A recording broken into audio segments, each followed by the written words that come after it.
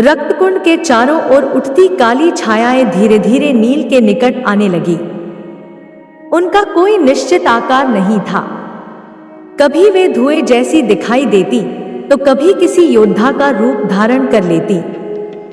उनकी आंखों में लाल चमक थी और प्रत्येक छाया से ऐसी ठंडी ऊर्जा निकल रही थी कि वातावरण का तापमान अचानक गिर गया। नील ने अपने वस्त्र में सुरक्षित काले शंख को कसकर पकड़ लिया। उसी क्षण शंख से अत्यंत हल्की कंपन उत्पन्न हुई, मानो वह किसी अदृश्य उपस्थिति को पहचान चुका हो। रुद्राक्ष मुस्कुराया और बोला, डरो मत नील, ये छायाएं तुम्हें मारने नहीं आई। ये केवल यह जानना चाहती हैं कि तुम्हारे भीतर प्रकाश अधिक है या अंधकार। इतना कहते ही उसने अपनी हथेली आकाश की ओर उठा दी। क्षण भर में रक्तकुंड का लाल जल भंवर की तरह घूमने लगा। उस भंवर के बीच एक गोलाकार दर्पण उभर आया, लेकिन वह कांच का दर्पण नहीं था। वह लाल जल से बना हुआ एक जीवित प्रतिबिंब था। रुद्राक्ष ने गंभीर स्वर में कहा, तीसरे द्वार की परीक्षा युद्ध नहीं है, यह सत्य का दर्पण है। इसमें जो दिखाई देगा उससे कोई भी मनुष्य बच नहीं सकता। नील ने जैसे ही उस दर्पण की ओर देखा, उसके सामने एक के बाद एक दृश्य उभरने लगे। उसने स्वयं को अपार धन, वैभव और सम्मान से घिरा देखा। पूरा श्यामगढ़ उसे राजा की तरह प्रणाम कर रहा था। उसकी बीमार मां पूर्णतः स्वस्थ थी। लोग उसके आदेश की प्रतीक्षा कर रहे थे। एक क्षण के लिए सब कुछ इतना वास्तविक लगा कि नील का मन डगमगाने लगा। तभी उसी दृश्य में धीरे धीरे परिवर्तन होने लगा। सम्मान अहंकार में बदल गया, लोगों की श्रद्धा भय में बदल गई।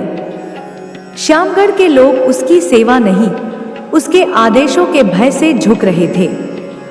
काली पीठ का दीपक बुझ चुका था और उसके स्थान पर काला धुआं उठ रहा था।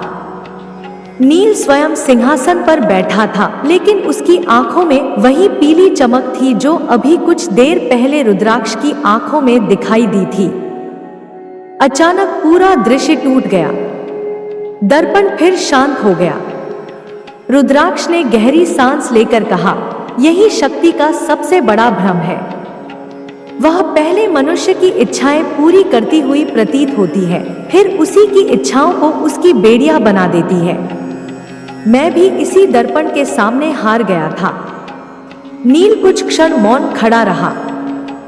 फिर उसने शांत स्वर में कहा, यदि शक्ति मुझे मां से दूर कर दे, यदि वह मेरे भीतर करुणा के स्थान पर अहंकार भर दे, तो ऐसी शक्ति मेरे किसी काम की नहीं। उसके शब्द समाप्त होते ही उसके हाथ में पकड़ा काला शंख तेज प्रकाश से चमक उठा। उसकी ध्वनि पूरे रक्तकुंड में गूंजने लगी। जैसे ही शंख की पवित्र ध्वनि फैली, चारों ओर खड़ी काली छायाएं एक एक करके धुएं में बदलने लगी। रक्तकुंड का जल भी धीरे धीरे शांत हो गया। रुद्राक्ष की आंखों से पहली बार कठोरता कम हुई। उसने नील की ओर देखकर कहा, सदियों बाद किसी ने इस परीक्षा को बल से नहीं, विवेक से पार किया है। इतना कहते ही रक्तकुंड के मध्य से एक प्राचीन शिला ऊपर उठी। उस शिला पर काले रंग का एक त्रिकोण बना था, जिसके मध्य में लाल बिंदु चमक रहा था। नील जैसे ही उसके पास पहुंचा, त्रिकोण अपने आप प्रकाशमान हो गया और उसके भीतर से एक छोटी सी स्फटिक मणि प्रकट हुई। वह सामान्य रत्न नहीं था। उसके भीतर नीली और लाल आभा एक साथ स्पंदित हो रही थी। रुद्राक्ष ने श्रद्धा से सिर झुकाकर कहा, यह चेतना मणि है। सदियों पहले मां काली के महान साधकों ने इसे 5 भागों में विभाजित किया था। यह उनमें से प्रथम मणि है। जब 5 मणियां एक स्थान पर एकत्र होंगी, तभी वह रहस्य प्रकट होगा जिसकी रक्षा के लिए यह पूरी यात्रा रची गई है। नील ने जैसे ही चेतना मणि को अपने हाथ में लिया, उसके मन में अनेक दृश्य बिजली की गति से चमकने लगे। उसने एक प्राचीन युद्ध देखा। उसने काली पीठ पर खड़े अनेक साधकों को देखा। उसने आकाश से उतरती एक दिव्य ज्योति देखी जो 5 दिशाओं में विभाजित होकर पृथ्वी में समा गई। लेकिन इससे पहले कि वह सब कुछ स्पष्ट देख पाता, दृश्य अचानक समाप्त हो गया। उसी क्षण आकाश में काले बादल गरज उठे। रक्तकुंड के चारों ओर खड़े पत्थर के स्तंभों में दरारें पड़ने लगी। धरती पहले से कहीं अधिक तीव्रता से कांपने लगी। रुद्राक्ष का चेहरा गंभीर हो गया। उसने दूर पर्वत की ओर देखते हुए कहा, यह अच्छा संकेत नहीं है। किसी ने चौथे द्वार की मुहर को समय से पहले तोड़ने का प्रयास किया है। यदि वह सफल हो गया तो 5 मणियों का संतुलन टूट जाएगा और फिर वह शक्ति जाग जाएगी जिसे युगों पहले स्वयं महाशक्ति ने निद्रा में भेजा था। इतना कहते ही पर्वत की चोटी से काले प्रकाश का एक विशाल स्तंभ आकाश की ओर उठा। उसे देखकर रुद्राक्ष के होठों से अनायास निकला, वह जाग रहा है। पर्वत की चोटी से उठता काले प्रकाश का वह विशाल स्तंभ आकाश को चीरता हुआ बादलों में समा गया। अगले ही क्षण पूरा विंध्य क्षेत्र एक भयंकर गर्जना से कांप उठा। रक्तकुंड का लाल जल पहली बार अपनी सीमा से बाहर निकलने लगा। लेकिन आश्चर्य की बात यह थी कि वह जल नीचे नहीं बह रहा था, बल्कि पतली पतली धाराओं के रूप में ऊपर आकाश की ओर उठ रहा था। रुद्राक्ष ने तुरंत अपने दोनों हाथ जोड़ लिए। उसकी आंखों में पहली बार भय स्पष्ट दिखाई दे रहा था। वह बोला, यह वही संकेत है जिसका उल्लेख प्राचीन ग्रंथों में था। यदि रक्तकुंड का जल आकाश की ओर उठने लगे तो समझो चौथे द्वार की मुहर पर किसी ने आघात कर दिया है। नील ने चेतना मणि को अपनी मुट्ठी में कसते हुए पूछा, यह किसने किया होगा? रुद्राक्ष ने दूर पर्वत की ओर देखते हुए उत्तर दिया, जिसका नाम युगों से केवल फुसफुसाहट में लिया जाता है, जिसने कभी शक्ति को प्राप्त करने का प्रयास किया था लेकिन अपने अहंकार के कारण उसी शक्ति का बंधक बन गया। वह अब तक छाया में छिपा था, पर आज उसने स्वयं को प्रकट कर दिया है। उसी समय चेतना मणि अचानक तीव्र प्रकाश से चमक उठी।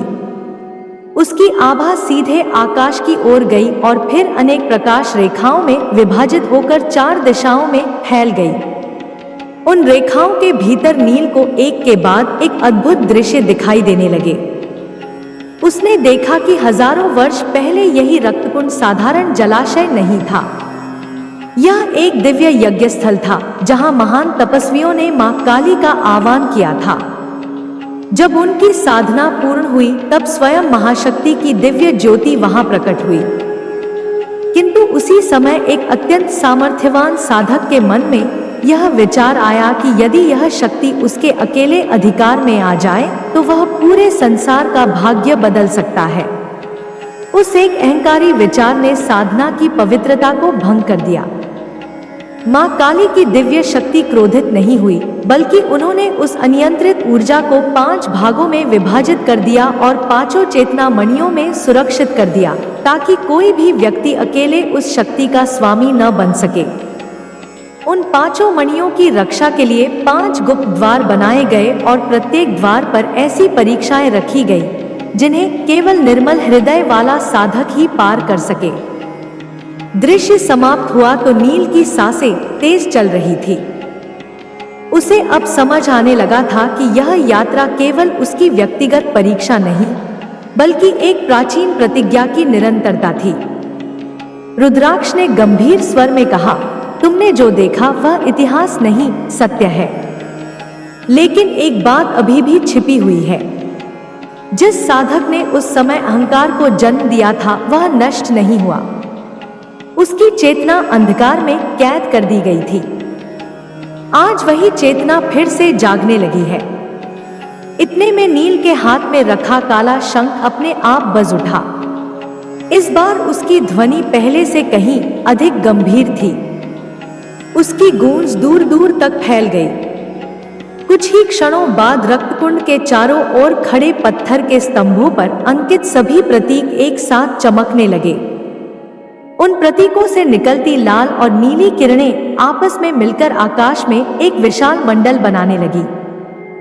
मंडल के मध्य धीरे धीरे एक प्राचीन लिपि उभर आई। रुद्राक्ष ने उसे पढ़ते ही गहरी सांस ली। उस पर लिखा था, धारक को तुरंत दक्षिण पश्चिम की दिशा में स्थित निःशब्द दुर्ग पहुंचना होगा। चौथा द्वार खुलने से पहले वहां उपस्थित होना अनिवार्य है। निःशब्द दुर्ग? नील ने पूछा। रुद्राक्ष ने सिर हिलाया। वह स्थान अब किसी मानचित्र में नहीं मिलता। वहां पहुंचने वाला मार्ग हर पूर्णिमा और अमावस्या के बीच बदल जाता है। कहा जाता है कि उस दुर्ग की दीवारें पत्थर की नहीं, मंत्रों की बनी हैं। यदि मन शुद्ध न हो तो मनुष्य वर्षों तक उसके बाहर भटकता रहता है और उसे प्रवेश द्वार दिखाई ही नहीं देता। नील बिना समय गंवाए उस दिशा में चल पड़ा। रुद्राक्ष भी उसके साथ हो लिया।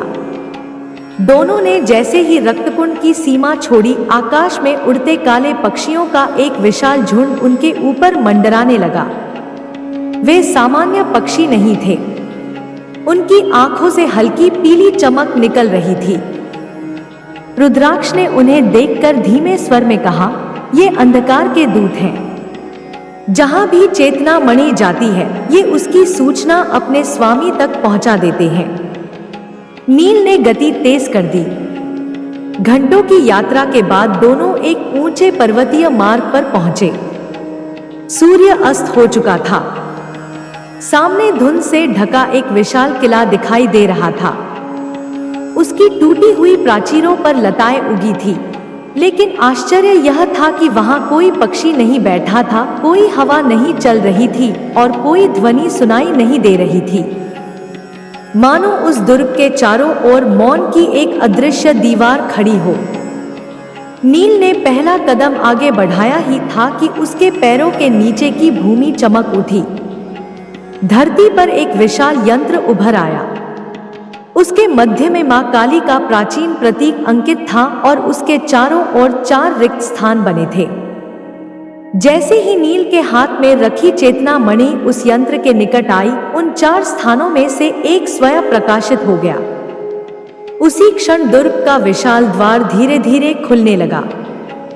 लेकिन द्वार के भीतर प्रवेश करने से पहले अंधकार से भरी एक गंभीर आवाज गूंजी। बहुत देर कर दी तुमने नील। चौथे द्वार का रक्षक अब तुम्हारी प्रतीक्षा नहीं कर रहा, वह तुम्हारे विरुद्ध निर्णय ले चुका है। अंधकार से भरी वह गंभीर आवाज पूरे निःशब्द दुर्ग में गूंज उठी। जैसे ही उसके अंतिम शब्द समाप्त हुए, दुर्ग का विशाल द्वार अपने आप बंद हो गया। चारों ओर फिर वही गहरा सन्नाटा छा गया। नील ने अनुभव किया कि उसके चारों ओर की हवा अचानक भारी हो गई है। सांस लेना भी पहले से कठिन प्रतीत होने लगा। रुद्राक्ष ने तुरंत अपना दाहिना हाथ नील के कंधे पर रखा और धीमे स्वर में कहा, सावधान रहना। इस दुर्ग में तलवार से पहले विचारों पर आक्रमण होता है।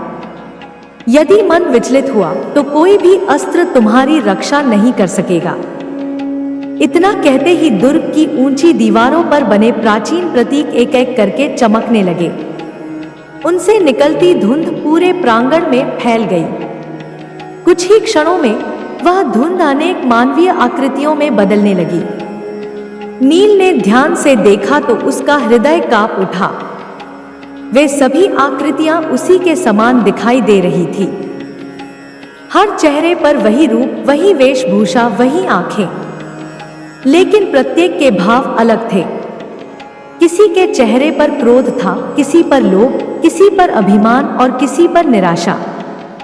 अचानक वे सभी एक साथ बोल उठे, सत्य की खोज करने वाला पहले स्वयं को पहचान ले। जो अपने ही स्वरूप को नहीं पहचान सकता, वह शक्ति का अधिकारी कभी नहीं बन सकता। नील कुछ क्षण मौन खड़ा रहा।